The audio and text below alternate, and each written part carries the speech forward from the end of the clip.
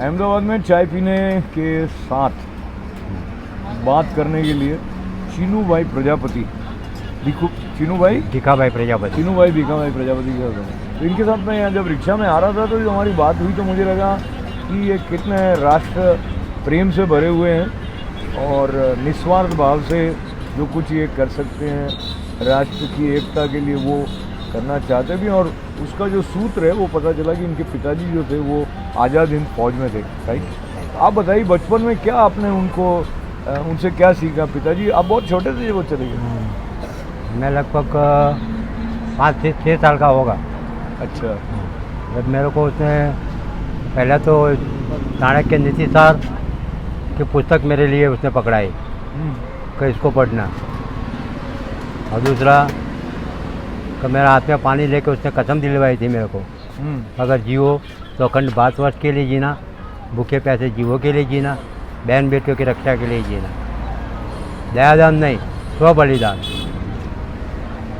क्या जैसे मैं कोई दान करता हूँ देश के लिए करके मैं नहीं, बलिदान ही अपना तो, क्योंकि हमें हमारा देश बचाना है, हमारा राष्ट्र बचाना है, हमारी मानव जात बचानी है। हम मुस्लिम के विरोधी नहीं हैं, हम तो यही बोलते हैं कि हिंदुस्तान के 4 बेटे हैं, हिंदू मुस्लिम सिख और ईसाई। अच्छा, एक बार आपके बचपन की तरफ वापस चलते हैं। हाँ। तो फिर आपने पढ़ाई लिखाई की और काम काज शुरू किया तो रिक्शा ही शुरू किया? पहले नहीं, कुछ और? मैं डिजाइन आर्टिस्ट हूँ, स्क्रीन फोटोग्राफर हूँ, वायरमैन हूँ, टर्नर हूँ, गड़ियारी हूँ, ड्राइवर हूँ, चौरा पड़ी का व्यापार किया, चोड़ा लेबन की लारी किया, दारू सट्टे का व्यापार किया, लेकिन बहुत कुछ किया आपने। अनुभव करना था। अच्छा। क्योंकि बोलते हैं ना कि वो किसी ने बोला है कि जहाँ ना पहुँचे रवि वहाँ पहुँचे कवि, और जहाँ ना पहुँचे कवि वहाँ पहुँचे अनुभवी। हाँ, ये तो मैंने सुना नहीं। तो हमें तो अनुभव करना था। अच्छा। अनुभव वही सत्य है, अनुभव वही सत्य है। उसने बोला वो सत्य नहीं है, जो मैं खुद अनुभव वही सत्य है। तो आपकी अनुभव करने की तो सीमा होती होगी ना, आपकी का मतलब किसी भी मनुष्य की, पर सत्य की तो कोई सीमा नहीं है। तो अगर अनुभव ही सत्य होगा तो फिर बात गलत नहीं हो जाएगी? नहीं, क्योंकि सत्य की एक व्याख्या है, आज की कल्पना आने वाला कल का सत्य है, और आज का सत्य गई काल की कल्पना है। जैसे मैं कल्पना करूँगा वो सामने आएगा मेरे। तो आपने फिर क्या महसूस किया जब आप वो कोई बाबा जी के फॉलोअर भी आप हैं आध्यात्मिक दृष्टि से, कुछ जिनके लिए आप कुछ आश्रम बना रहे? नहीं, मेरे अंदर एक ऐसी उम्मीद ही जागी है कि पहिए से काम करो, जो भी काम करो वो पहिए से काम करो। क्योंकि आश्रम बनेगा तो पहले तो वहाँ अच्छे लोग आएंगे, अच्छे बैठेंगे, अच्छी सोच रहेगी, जैसी सोच रहेगी वैसे इंसान बनेंगे। क्योंकि हमारे दिमागों में इतना नरक भर दिया है, क्योंकि ये साइकोलॉजी युग है, ये कंप्यूटर युग है, ये कलयुग है। ये मेरी व्याख्या से कलयुग किसको बोलते हैं और सतयुग किसको बोलते हैं? सत प्लस युग, सत्य यानी सच्चा, युग यानी जमाना, सच्चा जमाना। हर चीज़ का हर काम सत्य से होता था। ये कलयुग है, कल यानी बुद्धि, युग यानी जमाना, ये बुद्धि का जमाना। वो महाभारत का युद्ध हुआ, उसके बाद स्वतंत्र भारत का युद्ध हुआ, आज जो हो रहा है वो अखंड भारत का युद्ध हो रहा है। उसके युद्ध होने की क्या आवश्यकता है? अखंड भारत तो है, ऐसा मान नहीं सकते हम लोग? नहीं, टूट गया है, क्योंकि अफगानिस्तान तक हमारा है। हाँ। अच्छा। तो आज कश्मीर तक खतरा हो गया है, तो अखंड भारत बनाना है। कैसे बनाएंगे? पहिए से, पहिए में जो सड़ा है वो निकालना होगा। किसमें? पहिए के अंदर। पहिया? हाँ, पहिया। किसका पहिया? ये अखंड भारत का। अच्छा। हाँ, पूरा सड़ा है। अच्छा। सड़ गया पूरा पहिया, ऊपर से कितना भी काटो, लेकिन अंदर जो मूल है वो तो बार बार फूटते। हाँ हाँ। तो अंदर उतर जाओ। अच्छा। और उसको काटना नहीं है, मूल्य के फरते से मिट्टी खा जाओ। अच्छा। तो अपने आप पूरा पेड़ सूख जाएगा, पूरा पेड़। तुम ऊपर वाले उसके जो बीज गिरते हैं उसको बेचारे बन के जला के उसको ख़त्म कर दो, कहो आगे ना बढ़े। आप अपने बच्चों से इस तरह की बातें करते रहें, वो क्या सोचते हैं राष्ट्र के बारे में। और मैंने ऐसा सुना कि आप जो कुछ कमाते हैं वो ये राष्ट्रीय एकता के कामों के लिए या ऐसे उसमें उसका ज़्यादा निवेश कर देते हैं, तो आपकी पत्नी का और बच्चों का क्या उसमें रिएक्शन रहता है? मेरी पत्नी का तो पूरा यही है, क्योंकि जैसा बोलते हैं कि वो कच्छ की धरती का काला नाग जैसल जाड़ेगा, उसको उसको तोरा नार पत्नी मिली थी। ऐसे ही मेरे को, मैं भी जो जैसल का बाकी जो कर्म रह गया है वो मैंने पूरा किया है। जैसल जाड़ेजा का जो बाकी रहेगा कर्म मैंने पूरा किया है, तो मेरे पीछे मेरी पत्नी भी भगवान ने ऐसे दिया, उस पूरे नरक से मेरे को बाहर निकाली। और ये सब करना था तो मेरे को अनुभव में जाना था, क्या मालूम कुदरत ही मुझे ले जाती है, मैं खुद नहीं करता हूँ, क्या मालूम कुदरत ही करवाती मेरे से। तो अच्छा, ज़्यादातर लोग कहते हैं कि जो कुछ ऐसा समाज में लोग एक दूसरे को नहीं समझते हैं, लड़ाई झगड़े हो जाते हैं, उसके पीछे राजनीति का कारण है। आपको क्या लगता है, राजनीति के कारण है या कोई और कारण है? नहीं, सामाजिक कारण है। क्योंकि पहले हमारे बुजुर्ग बोलते थे 12 बुद्धि 16 शान और 20 को बांध, आया तो आया नहीं तो गया। तो ये कलयुग है, विज्ञान है। पहले ज्ञान था, ज्ञान की भाषा में बोलते थे, आज V+ ज्ञान, विज्ञान की भाषा में मैं कहता हूँ मगज एक मेमोरी है, आँख वीडियो कैमरा है, कान ईयरफोन है, मुँह माइक्रोफोन है। 116 साल की मेमोरी कोरी रहती है, इसके अंदर कैमरे से जो चित्र टैप हो जाता है, साथ में वॉइस टैप हो जाता है। 16 साल के 20 साल की मेमोरी को रेस मार के देखना है कि इसमें कुछ गलत तो नहीं आ गया और अच्छा तो नहीं रह गया, बाकी तो गलत को डिलीट मारना है और अच्छा भर देना है। तो इसके अंदर नकारात्मक सोच भरी है, गंदी सोच भरी है, डरपोक सोच भरी है। पहले तो DNA में आया हमारे, दूसरा माँ के खून से आया, तीसरा माँ के दावण से आया, चौथा कान से। फिर तो हमारे अंदर ये पूरा नरक ही भरा है, क्योंकि जो भरा है मेमोरी में वही हम कर रहे हैं। ये क्यों भर गया, क्या लगता है आपको, इसका कारण क्या? समाज, क्योंकि एक दूसरे, हर समाज एक दूसरे के टाटिया खींचने में लगा है। तो किसी के अंदर राष्ट्र भावना ठीक, पर कुटुंब भावना भी नहीं रही है, कोई भावना मर रही है।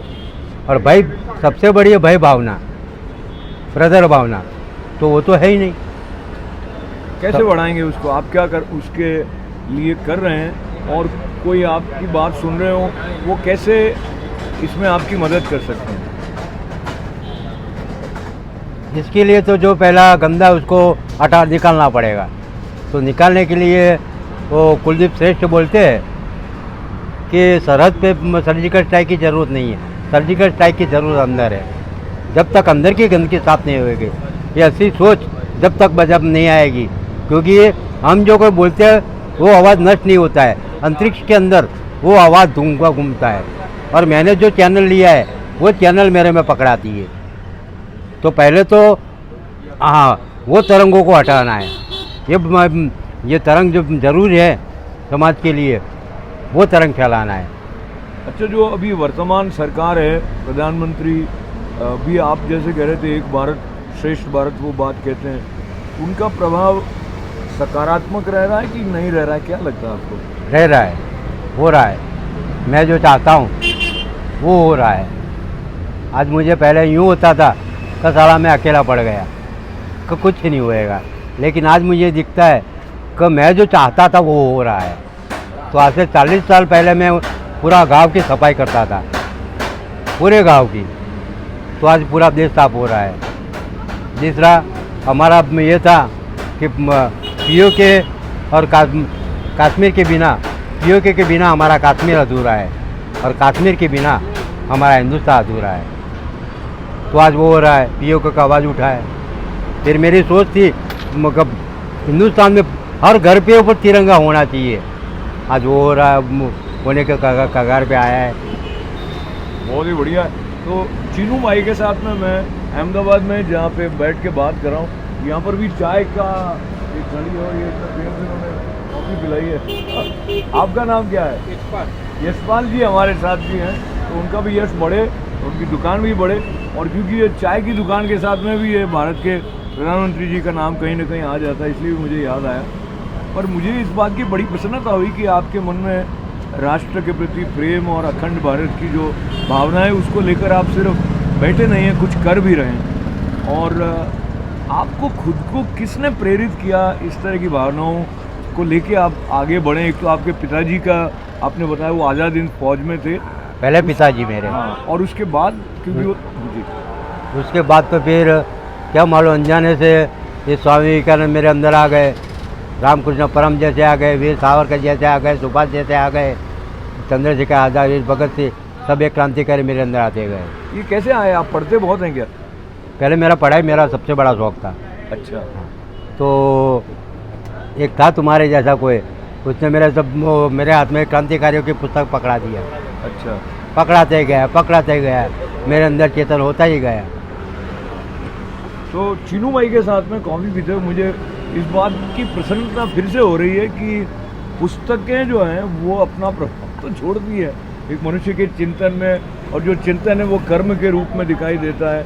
भावना प्रकट कैसे होगी वो हमारे चीनू भाई जैसे कर रहे हैं।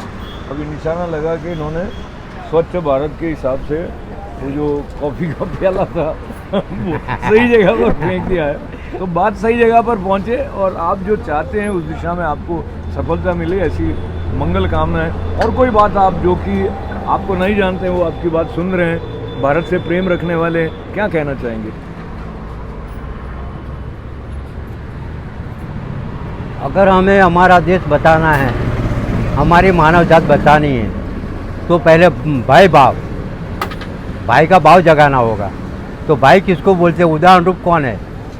तो बड़ा भाई तो राम भी था और बड़ा भाई रावण भी था। तो रावण ने क्या किया और राम ने क्या किया? राम ने अपने अपने बाप के वचन की खातिर और छोटे भाई के लिए पूरा अपना परिवार त्याग दिया, पूरी राजगद्दी त्याग दिया। और भाई का भाई लक्ष्मण था, तो उसने क्या किया? अपने माँ बाप की सेवा करने के लिए और भाई भाभी की रक्षा करने के लिए अपनी औरत को घर पे छोड़ दिया। और भाइयों का भाई भरत का सब कुछ अपने पास होते हुए फिर भी इसने कुछ भोगा नहीं और अपने बड़े भाई का इंतजार किया है। तो हमारा हिंदू का तो राम है, तो हमें तो राम की तरह बनना चाहिए। राम के नाम की पूजा नहीं करनी है, ताबले नहीं बजाना है। हमें तो अगर बड़ा भाई हूँ तो बड़ा भाई की तरह मुझे जीना है, छोटे भाई के लिए, बाप के वचन की खातिर। अगर उससे छोटा हूँ तो लक्ष्मण की तरह जीना है, तो अपने माँ बाप की सेवा के लिए और भाई भाभी के रखे के लिए औरत भी छोड़ देना है। और भरत के तरह का पूरा सब कुछ पास में होते हुए फिर भी कुछ नहीं भुगतना है मुझे। अगर भोगेगा तो मेरा बड़ा भाई भोगेगा, मेरा भतीजे भोगेंगे। बड़ा भाई तो राम था और बड़ा भाई तो रावण भी था। तो रावण ने क्या किया? रावण का भाई विभीषण, तो उसने क्या किया? वो राम भक्त नहीं था, वो गादी भक्त था। तो उसने गादी के लिए अपने भाई का पूरा खानदान को मिटवा दिया। बड़ा भाई तो युधिष्ठिर भी था और बड़ा भाई तो दुर्योधन भी था। तो ये पांडव देखो और दुर्योधन देखो क्या किया।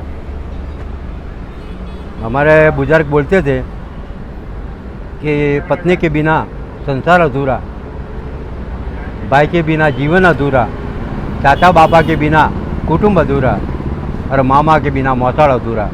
पत्नी है तो मंथरा है, काला ककड़ाहट है।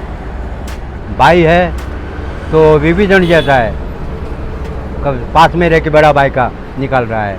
और चाचा बापा है तो दुर्योधन और दुशासन जैसे है, कब भाभ्यों की इज्जत टूटने वाला। और मामा है तो शकुनी जैसा है, कब भांजे को लड़ाने वाला, लड़ा के खाने वाला। तो कुल मिला के सार की बात यह है कि जो हमारे चीनू भाई हैं वो राम कथा से भी प्रेरणा लेते हैं और वो जो मूल्य राम कथा के द्वारा हम तक आ रही हैं उनका अनुकरण करने की बात करते हैं। वो सिर्फ पूजा करके वहाँ से अलग हो जाएं वो इनको सुहाता नहीं है। तो वो स्वयं भी आचरण में ला रहे हैं और कर्मठ हैं और कई क्षेत्रों का अनुभव आपने लिया है। और उनके वचन जो हैं, उनका वैचारिक अभिव्यक्ति में जो स्पष्टता और सरलता है वो एक रिक्शा चलाते हुए ऐसे मनुष्य के अंदर होगी, वो हम नॉर्मली नहीं सोचते होते हैं। तो मुझे बहुत ही आनंद हुआ। आपके लिए बहुत सारी मंगल कामनाएं हैं तो धन्यवाद। तो आपको मैं फिर एक बार ये दिखा रहा था कि मैं जहाँ पे अभी आया हूँ, हमारे यशपाल जी जो हैं, जिनकी दुकान पे बैठ के हमने ये आनंद प्राप्त किया है। तो आप बताइए कि आपको कैसा लगा, इनकी बातें आप सुन रहे थे? नहीं, सच्ची बात है, अच्छी बात है देश के लिए। Very good. आप भी सुन रहे थे कुछ, आप कभी कभी गर्दन भी हिला रहे थे, आपको कैसा लगा? बहुत बहुत अद्भुत लगा यार, मौज आएगी। सत्संग तो यार बड़ी वस्तु है कि ये अंदर की मौज है, अब बाहर की मौज में कुछ नहीं है। बाहर की मौज तो छोड़ो टाइम होती है, बाकी दुख होता है, नोले अति आनंद होता है। क्या बात। तो ये अंदर की मौज जो है वो भारत में, अहमदाबाद शहर में, जिस तरह से मैंने यहाँ पर इनके पास मैं बैठ के प्राप्त की है चीनू भाई की वार्ता के साथ साथ में, तो उसका आनंद आप तक पहुँचाने का मैंने आनंद ले लिया। कि आप इसको पकड़िए एक बार। और आपको सबसे अच्छा गाना कौन सा लगता है? गाने तो बहुत आपने कठिन प्रश्न पूछ लिया मुझे। क्योंकि कई अच्छे अच्छे गाने हैं पुराने 90s के, वो मुझे पसंद है ज़्यादा, फिर नए ज़माने के बेहतर से। और अभी नेताओं में कोई अच्छा लगता है कि आपको नेता? नेता में तो एक ही है। कौन है? नरेंद्र भाई मोदी। चलिए, तो नरेंद्र भाई मोदी के नाम ये चाय की दुकान से प्रेम के साथ, और भारत आगे बढ़ रहा है, बढ़ता रहे, बढ़ना चाहिए। ऐसी ऐसी भावना सबके मन में है, तो कोई रोक नहीं सकता। नहीं रख सकता। जय हिंद के साथ में। जय हिंद।